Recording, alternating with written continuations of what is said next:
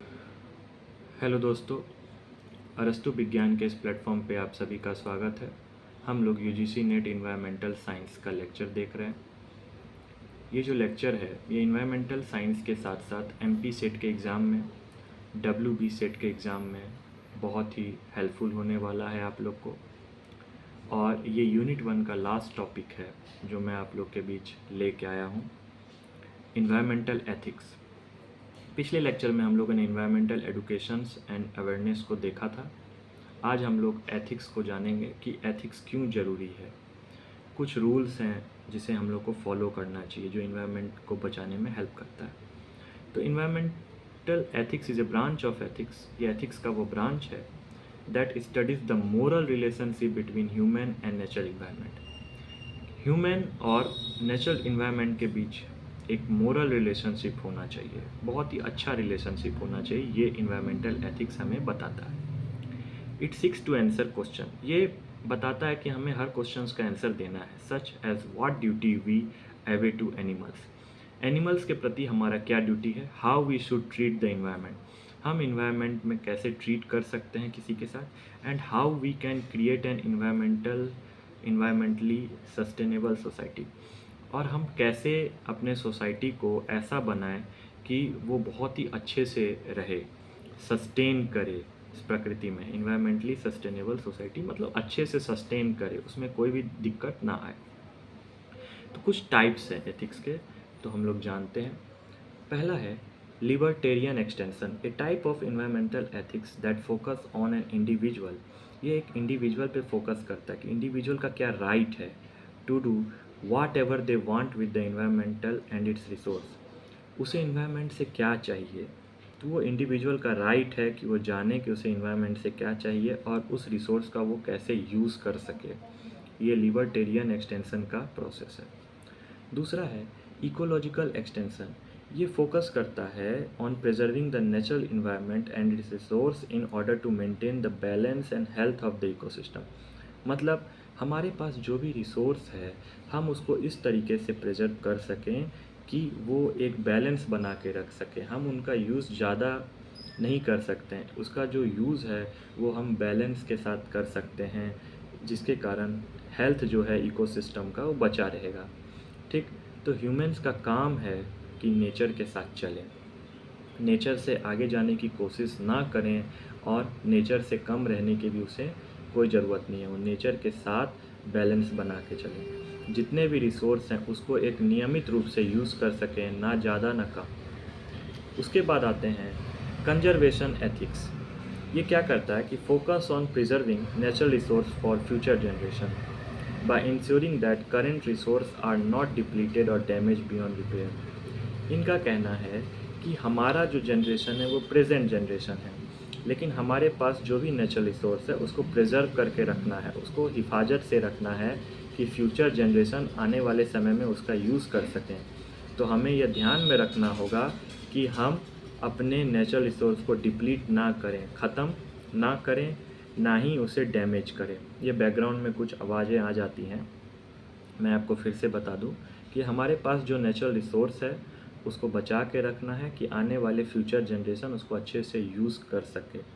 ठीक, हम अपने नेचुरल रिसोर्स को ख़त्म नहीं कर सकते हैं, उसको डैमेज नहीं पहुंचा सकते हैं, उसको सस्टेन रखना पड़ेगा आने वाले फ्यूचर जनरेशन के लिए। तो ये हमारे कुछ इन्वायरमेंटल एथिक्स में आते हैं, जैसे लिबर्टेरियन एक्सटेंशन, इकोलॉजिकल एक्सटेंशन और कंजर्वेशन एथिक्स। अब जानते हैं कि इम्पोर्टेंस क्या क्या है इन्वायरमेंटल एथिक्स के। सबसे पहला इन्वायरमेंटल एथिक्स के इम्पोर्टेंस पॉइंट है कि एसेंशियल होता है इन्वायरमेंट को प्रोटेक्शन करना, इन्वायरमेंट के स्पेसिस को प्रोटेक्शन करना, उसके रिसोर्स को प्रोटेक्शन करना, ये बहुत ही ज़रूरी है। ये जो एथिक्स है ये प्रमोट करता है कि सस्टेनेबल प्रैक्टिस, जो भी रिसोर्स हैं उसको सस्टेन रखें, पीपल को इनकरेज करें मतलब उनको मोटिवेट करें to become more aware of the impact their action have on the environment. मतलब आपको अपने रिसोर्स के बारे में जानना ज़रूरी है, हमको एक दूसरे को बताना पड़ेगा कि हम जैसे पेड़ पौधा है उसको काटे नहीं, उसके विरुद्ध कोई काम न करें, क्योंकि यदि हम ऐसा करते हैं तो हमारा एनवायरनमेंट खतरे की तरफ चला जाएगा। तो ये कुछ इन्वायरमेंटल एथिक्स हैं। नेक्स्ट आते हैं, इन्वायरमेंटल एथिक्स ऑल्सो प्रमोट करता है बेटर पॉलिसीज़ एंड लॉ। कुछ लॉ बननी ज़रूरी है जिसके कारण हमको ज़रूरी पड़ जाएगा कि हमको अब इस तरीके से नियम कानून से चलना पड़ेगा जो इन्वायरमेंट को प्रॉपरली बचा के रखता है, हम उसका केयर करके रख सकते हैं। ठीक, जैसे कुछ एग्जाम्पल हैं इन्वायरमेंटल एथिक्स के, जैसे renewable energy source that are naturally replenished and can be used without depleting natural resource. ठीक है, कुछ रिन्यूएबल एनर्जी के सोर्स हैं जो नेचुरली ख़त्म हो रहे हैं, ठीक है, लेकिन हम उनको यूज़ मतलब उसको नेचुरली बचा के रखना है, रिप्लेनिस्ड बचा के रखना है, एंड कैन बी यूज्ड उसको अच्छे से यूज़ करना है, उसको ख़त्म नहीं करना है विदाउट डिप्लीटिंग नेचुरल रिसोर्स। ठीक है, जिसमें सोलर, विंड, हाइड्रो पावर, ये 3 चीज़ें आते हैं। उसके बाद है sustainable forestry practice are designed to ensure that the forests are managed in such a way that preserve their biodiversity and ecological integrity। मतलब फॉरेस्ट को हमको इस तरीके से बचा के रखना पड़ेगा जो उसका बायोडाइवर्सिटी जो है और इकोलॉजिकल इंटीग्रिटी जो है वो अच्छे से रह सके। बायोडाइवर्सिटी का मतलब होता है कि नेचर में जो भी स्पेसीज़ हैं वो एक साथ मिलजुल के काम करते हैं, बहुत डिफरेंट टाइप्स ऑफ स्पेसीज़ होते हैं, उसी को हम लोग बायोडाइवर्सिटी कहते हैं। तो ये बहुत ही ज़रूरी है, जैसे कि harvesting, reforestation, protection of old growth forest. मतलब खेती करिए, अच्छे से करिए, एग्रीकल्चर में जाइए, मतलब रिफॉरेस्टेशन करिए, जहाँ पे पेड़ पौधे कट रहे हैं उसको कटने से रोकना है, डिफॉरेस्टेशन नहीं करना है, रिफॉरेस्टेशन करना है, ओल्ड ग्रोथ फॉरेस्ट को बचा के रखना है। तो कुछ प्रिंसिपल्स ऑफ इन्वायरमेंटल एथिक्स है जो हमें जानना है। रिस्पेक्ट करना है of the intrinsic value of nature, interdependence होना है ऑफ स्पेसीज एंड इकोसिस्टम, मतलब एक दूसरे पे डिपेंड रहना है, स्पेसीज के साथ भी और इकोसिस्टम के साथ भी। हमें इकोलॉजिकल में सस्टेनेबिलिटी बना के रखना है, ह्यूमन को रिस्पॉन्सिबिलिटी बन के रहना है, ह्यूमन इक्विटी, एक साथ मिलके काम करे, राइट टू नो, हमें सभी चीज़ें जाननी ज़रूरी है, राइट टू पार्टिसिपेट, जानने के बाद इन्वायरमेंट में क्या क्या चीज़ें ज़रूरी हैं, उसे कैसे करना है, हर चीज़ों में हम लोग को पार्टिसिपेशन लेना ज़रूरी है।